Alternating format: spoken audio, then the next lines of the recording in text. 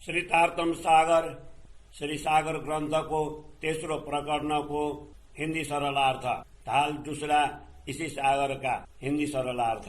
परम धाम की ब्रह्मात्माएं ही इन विशाल सागरों की सुखमय तरंगों के आनंद का अनुभव कर सकती हैं।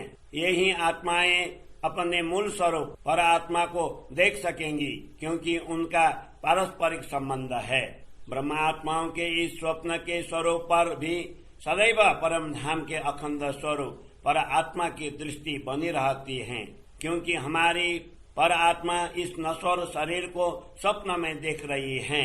पर आत्मा की आंखें तभी खुलेंगी, उनकी स्वप्नावस्था तभी दूर होंगी जब हम जागृत होकर उनकी ओर देखेंगे।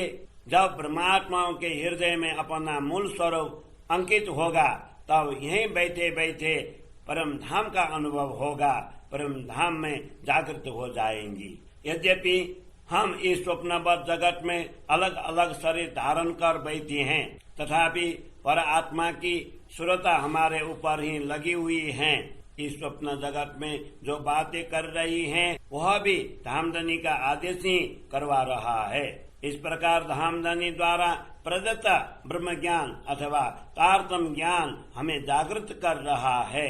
धामधनी ने सदगुरु के रूप में आकर हमें तारतम ज्ञान रूपी कुंजी प्रदान किए हैं, जिससे परम धाम के द्वार खुल जाते हैं। परम धाम के मूल शरीर पर आत्मा और इस स्वप्नबद्ध जगत के स्वप्न के शरीर के मध्य में अज्ञान रूपी निद्रा का आवरण पड़ा था। धामधनी ने तारतम ज्ञान के द्वारा निद्रा के उस आवरण को तो दूर किया, किंतु स्वप्न को यथावत बना रखा। यह धामधनी की विचित्र लीला है।